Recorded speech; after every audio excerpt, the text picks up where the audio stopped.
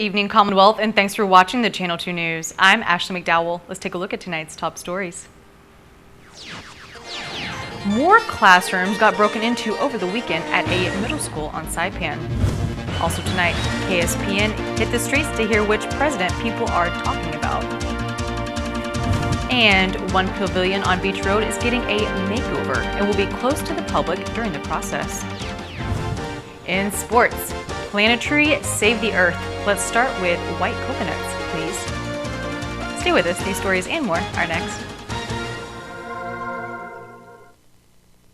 What is Whole Home Wi-Fi? Whole Home Wi-Fi spreads Wi-Fi across your entire home. Pods plug straight into the wall. No messy cables. They spread the internet from your modem to every corner of your home at full speed. Whole Home Wi-Fi doesn't just make your Wi-Fi faster. It intelligently adapts to your environment and manages your Wi-Fi 24/7 based on insight like the number and types of devices connected to your home. Whole Home Wi-Fi, powered by Plume. Learn more at docomopacific.com.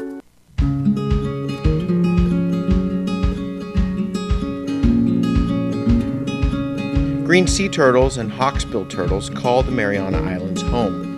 They are an important part of the marine ecosystem. They are under threat, and they are protected under CNMI law.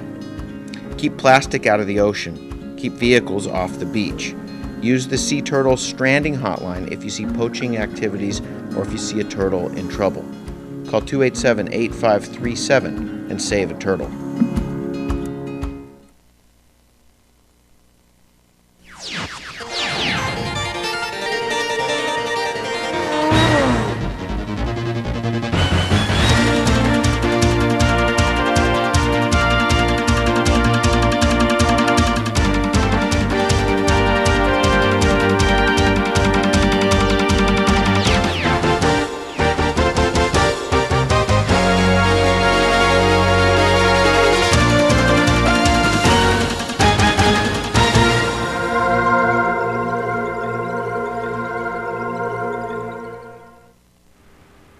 Off a day, Tirawami, and good evening, Commonwealth. Today is Monday, February 17th, 2020. Another theft and burglary has happened to a middle school here on SAIPAN. Over the weekend, Hopwood Middle School received damage to 21 of their classrooms, according to Hopwood Middle School Principal Dr. Rizalina Liwag. She states items taken were mostly teachers' personal items and cash. Classes are held in air-conditioned tents due to destruction to the school's campus from Super Typhoon U2. Dr. Liwag says there is a security guard at the campus, but he didn't see the tear in the tents until the next morning. KSPN reached out to the Department of Public Safety for information on the suspect or suspects involved in the incident, but has not received a response as of news time. Today, we take a moment to remember the presidents of the United States and honor what they have done for America. Our Sally Lemus heads out to see which president folks are talking about today. Happy President's Day, even we never become a president, but in the future we might. Today was a great day for families and friends to get together, barbecue, enjoy the sun, run some errands, and talk about who was our favorite president. Okay, so can you tell us who is your favorite president? Abraham Lincoln. All right. Why is he your favorite president? He freed the slaves. Who is your favorite president? My favorite president is Lincoln. All right. Can you tell me why? Because he's basically the guy that helped end slavery, and yeah. President Bush, George Bush. Okay, what did you like about him?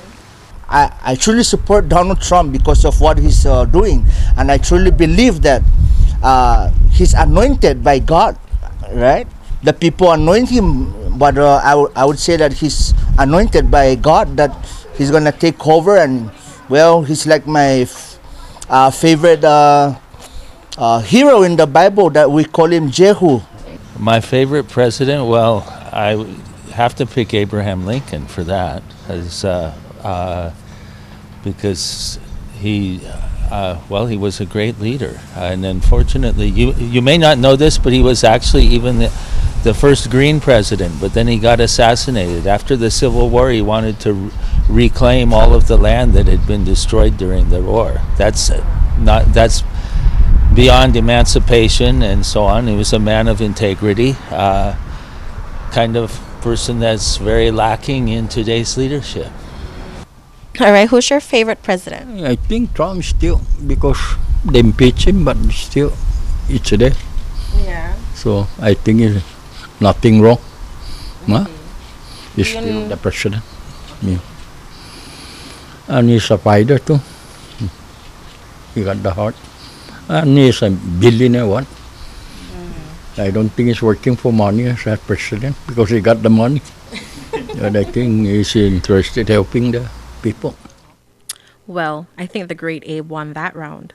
Now, after everyone has eaten and is thinking about dessert, KSPN is thinking about who was your least favorite president. Okay, what about your least favorite president?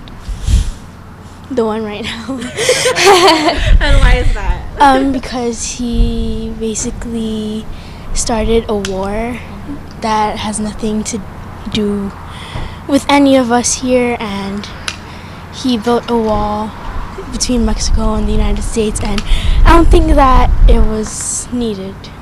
Well, a lot of people would disagree with me if I said Barack Obama, because Barack Obama really support what is not right in the eyes of God, you know, supporting that same-sex same-sex marriage, and yeah. And who's your least favorite president? Trump. All right, and why? Because he built that Great Wall of Mexico. Yeah, and it shouldn't be like that, you know. Everybody is trying to get a life in the U.S. What about your least favorite president? The incumbent. I mean, I have never seen anyone as corrupt and self-centered and venal and vindictive as, well, you can't call him a gentleman, but he's there. He's a fraud, and there's absolutely nothing that good. He's dangerous, frankly. He's in the process of destroying the American Republic. Right now, it's in very serious danger of being lost, and the repercussions for the entire planet would be quite great, disastrous, frankly. So that's my take for President's Day. Plans to enter into a public-private partnership to expand and renovate the Rota Airport are in the works. Commonwealth Ports Authority Chairwoman of Board Kimberly King-Hines gives the details. We have engaged the services of Recondo and Associates to review our the concession plan for Rota, and originally it wasn't included in their scope of work to review the Rota International Airport, and the additional scope is $53,000. There's some interest in Rota basically right now to enter into a public-private partnership to expand and renovate the airport down there, and at a time when we're looking to save money, we also kind of have to take a step back and say, hey, if this is an opportunity, to stimulate economic growth on the island of Rota, $53,000 is a worthy investment, and the people of Rota have been desperately seeking for some type of economic break, and if it takes making additional further cuts so that they can have the $53,000 to get the expertise that they need to be able to roll out this RFP so that the concessions can go out, then I think it's a worthy investment. In Washington, D.C., officials from the Office of Insular Affairs did not appear at their budget hearing. According to a release from the Office of Congressman Gregorio Khalili-Sablan, the Natural Resources Committee held its annual hearing on the President's budget proposal for the Office of Insular Affairs, where President Donald Trump has released cuts in spending requests for the agency's 2021 spending budget from $103 million to $82 million. The release states OIA officials declined to appear in person at the hearing. To voice funding priorities, Guam Governor Lou Leon Guerrero, Virgin Islands Governor Albert Bryan Jr., and Mariana's Lieutenant Governor Arno Palacios were on hand. President Trump proposed cuts for environmental protection programs like the brown tree snake interdiction and the Coral Reef Initiative. The release states President Trump also proposed cutting funding to reduce electricity costs in insular areas. A pavilion along Beach Road is temporarily closed to the public due to some fixing up. KSPN's Sally Lemus reports. The Minatum Atdal Pavilion is currently undergoing some fixes and will be unavailable for public use until further notice. This project is sponsored by Docomo Pacific. The contractor of the project says they will repaint the entire pavilion along with replacing the kitchen sink tiles and also repairing some damages on the garden boxes. Today was the first day of remodeling the pavilion and is expected to be completed by March. Reporting for KSPN, I'm Sally Lemus. Coming up, we head over to Tinian to check out what's heating up in the hot pepper eating contest. Check it out after the break.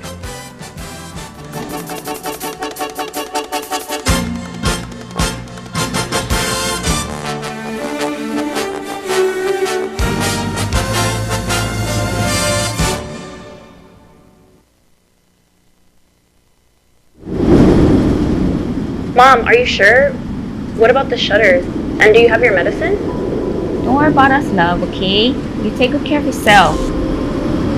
Hi, my love. Yeah, sorry. The power went out, so I had to light up all the candles.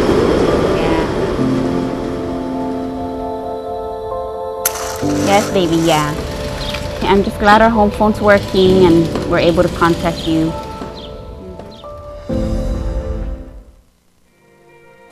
Half a day. Join us for the Marianas Festival of Hope on February 21 at the American Memorial Park. Come and be blessed as you listen to a message of hope from the Reverend Franklin Graham. And enjoy a night of music featuring Grammy Award singer and songwriter and multi-platinum artist Michael W. Smith. Together with award-winning guitarist Dennis Agajanian, the Tommy Coombs Band, and from the Philippines, Margarita It's Wahiman. Admission is free. See you there at the American Memorial Park on Friday, February 21. Gates will open at 5:30 p.m. For more information, follow us on Facebook at Marianas Festival of Hope with Franklin Graham.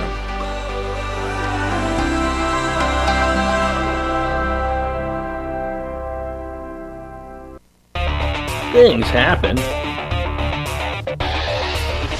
when we least expect it. So why wait? Buy insurance today. Visit Pacific Insurance Underwriters in Susupe. Welcome back to the Channel 2 News. According to the Marianas Visitors Authority, the CNMI saw an increase of 51% in visitors' arrivals last month. Here are the details. As reported by MVA, there were more than 55,000 visitors on the islands in January of this year. Visitor arrivals in January 2019 were low, only 36,000 arrivals, and this was because of the air service reduction after Super Typhoon Yutu. Arrivals from China decreased 2% to 18,000 visitors in January, supported by the Chinese New Year holiday period. Due to the coronavirus outbreak, 3 direct flight services from China were suspended in February as a public health precautionary measure and due to decreased demand. And because of flight suspensions from China, the MVA is focusing its marketing and promotion in Korea and Japan. Arrivals from Korea grew 111%, and arrivals from Japan grew 522%, which is a result of daily direct flights launched by Skymark Airlines. Skymark is offering promotional rates starting at $38 one way plus fuel surcharge. Stay with KSPN as we continue to monitor and stay updated with tourism in the CNMI. On Guam, the war claims bill is moving forward. KUAM has more. Half a day, here's what's making news on Guam. The war claims bill has finally cleared the Senate. It's by Michael St. Nicholas, and it passed by unanimous vote, but with an amendment. Nestor Lecanto reports. the needs of our territories. Congressman San Nicolas's H.R. 1365 passed by unanimous voice vote, but because of the Graham Amendment, which is technical in nature, the bill still has to go back to the House for concurrence before it can be sent to the President for final action. H.R. 1365 corrects a technical flaw in the Guam World War II Loyalty Recognition Act sponsored by former Delegate Madeline Bordallo. The correction will allow the U.S. Treasury Department to release millions of dollars in reparations funding to pay claimants who suffered atrocities during the Japanese occupation. Acting Governor Josh Tenorio welcomed the news, but says local war claims payouts will continue for now. As soon as H.R. 1365 is enacted into law by the President, our plan is to retire our operation at the local Guam War Claims Office and the Treasury Department would then open their process, continue to get claims adjudicated and get them paid. Governor Leon Guerrero and Speaker Tina Barnes led the effort to pay out war claims locally rather than wait for the federal law to pass. Tenorio says it was well worth it. I think that if you ask the 700 applicants that received the award letters and received the money, I mean, you saw it in their faces, they're real pleased. More than 750 claims checks worth an estimated $7.5 million have been paid out. The War Claims Processing Center in Tamuning will be shut down effective today, but claims processing will continue at Adelup. For Guam's News Network, I'm Nestor Lecanto. We've tried to reach the delegate for a comment, but we have not been able to get a response. Check out KWM.com for more. Well, you know, Bob, over the weekend was the 16th annual Tinian Hot Pepper Festival from February 15th through the 16th. And you know, it was one of the main events. We tried to go on. Yeah, we tried to get on with the ferry, and it was already booked up. It booked up so soon. But you know, these hot pepper eating contests, there's one for the females and one for the males. I didn't see you in there. Yeah. You didn't see me in there either. No, and you I honestly don't know what the enjoyment is. You know, for me, it's pain and suffering. Yeah, I do not enjoy even hot sauce, so I couldn't even dare to eat. A little bit's okay, but that's extreme. And then they're trying to beat somebody else that's already, you know, capable of eating a lot. For Kimberly to eat 100, I am most impressed. And I take my hat off, tip my cap to her, and Vlad. Yeah, yep, and he was the male winner for that. So let's take a look at these.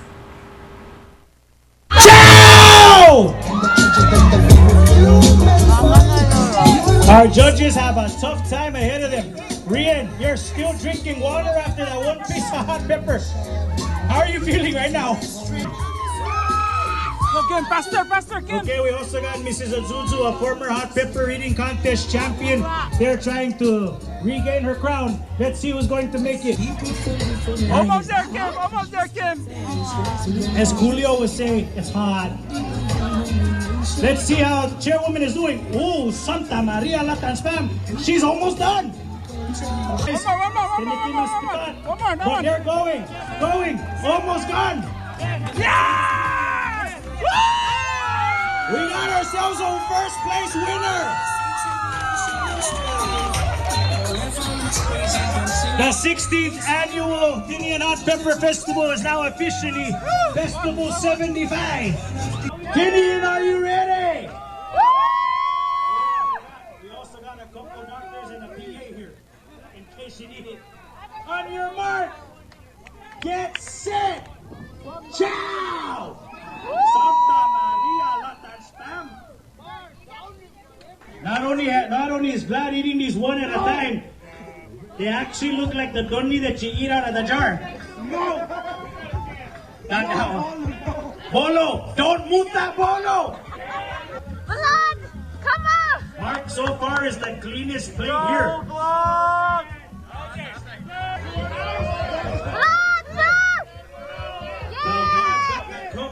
Wait.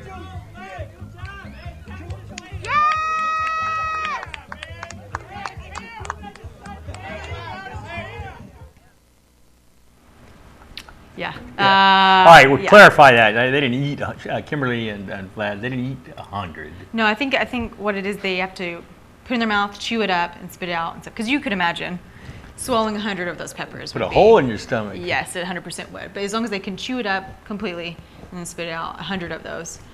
then you win. Your mouth is paying the price for it, for sure. You got 1 year to get ready for the next year, Yeah. for next No, peak of thank festival. you. All right, coming up, high school hoops is rolling on. Don't you roll away. We've got sports next.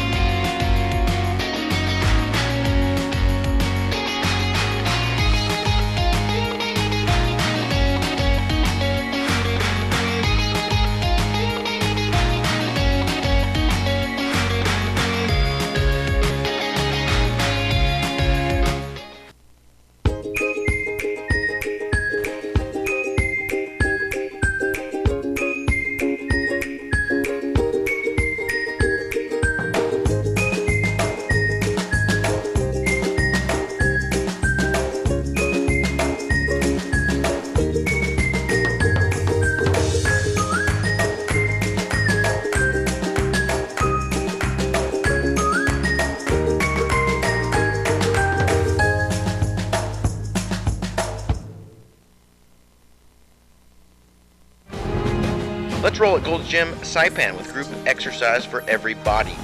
Total Resistant Exercise, or TRX, helps develop your core and improve strength. And Zumba toning is probably the funnest way to get fit. The Shake Cafe is a great place to stop by for a meal replacement or supplements. Today is the first day of the rest of your life. Buenas sports fans.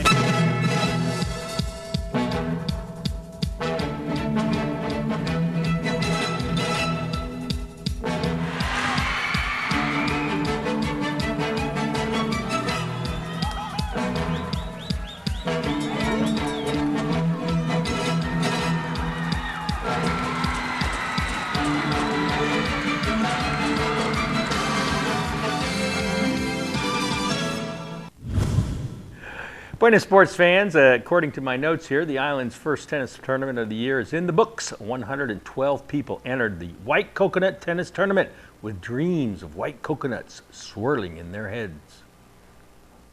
These trophies you can plant and watch them grow like the Tan family did when Tanya won. Yes, she did 1 year and we planted and it's growing. How tall is it now? Probably my height. Lydia Tan serving to Elizabeth Culp in the women's singles final. When Lydia comes in, Elizabeth goes strong down the line for the winner. Nice. With NMI's top juniors off to college, it was Lydia and Elizabeth sailing to the finals, and Lydia wins it in straight sets 6-1, 6-4. Oh, nice one here. What do you think about this tremendous trophy prize? Yes, it's very unique and always love this tournament. It's fun. And yeah, I'm going to plant this coconut. Men's singles from Saturday, Jimin Wu against the tournament coordinator, Jeff Race. Point for Jimin. Jimin Wu. He advanced by downing Race 6-4, 6-1, but then he fell to TJ Balama in the next round. Men's single championship. TJ Balama serving to Robbie Shore. Point. Robbie. He won the first set 6-3. Good volley here ended when Balama went wide.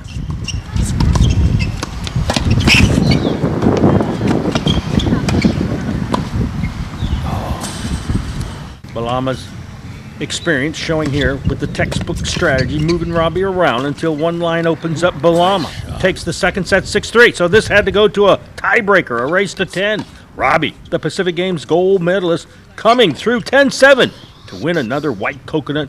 He's won so many coconuts here. He's got his own coconut grove. This morning, Erin Chung in the near court defeated Anna Kwan 6-2 and 6-love to win the girls' 12 under singles. One of the unique parts of this tournament, mini tennis for the youngsters. 2020 White Coconut Classic Tennis Tournament. On my right, weighing in at about 3 feathers and a grain of sand, Eamon Tang. Yay! On my left, the master of disaster, Ian Che. Let's hear it. Eamon Tang. He's going to take home the coveted white coconut for winning the mini tennis championship, something that's out of reach for most of you people. What are you going to do with those? We're putting them there. Why? Because it's the trophy. Can I get one? No, because you didn't. All right, I'm going to find my own white coconut someplace. All right, according to my notes, high school boys basketball, it was Cagman High School varsity taking on MHS 3. Time to turn the game on. You go to school to learn, and that's what SAIPAN Southern's Cassandra Camacho is doing. Just wanted to point out that she's learning how to ref from one of the best on the island. MHS 3, the whip pass inside to Freddie Policeman, over to Tyrick Vasa, the soft shot off the glass. Don't want to break it. Oh yeah! There we go! First half, mostly ragged, out of control. Neither team in any kind of rhythm.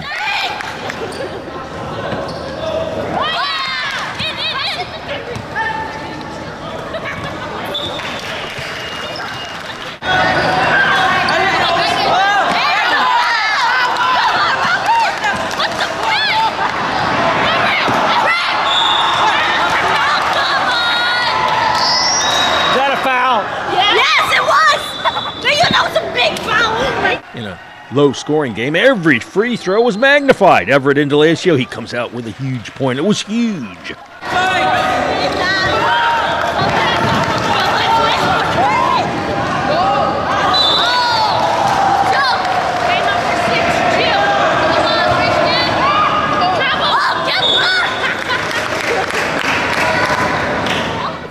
The score only 6-6, final seconds of the first half. Anthony Aguto with the ball. Miguel Fittipaldi, he comes over, levels, praise Woo. Anthony splits 2 other defenders. His shot off the edge of the backboard. He gets the ball back and scores for the Azuzu.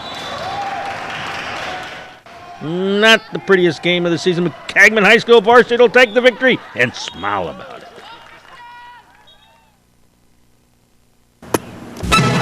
Here's the windup and the pitch. I don't believe what I just saw! Snorkeling, kayaking, mountain biking, off-roading, go-karting, and great hiking. Choose Mariana's Trekking for great adventure tours. We have the greatest guides who always offer more. And our mascot Emma will guide you on some fun. Mariana's Trekking is great for everyone.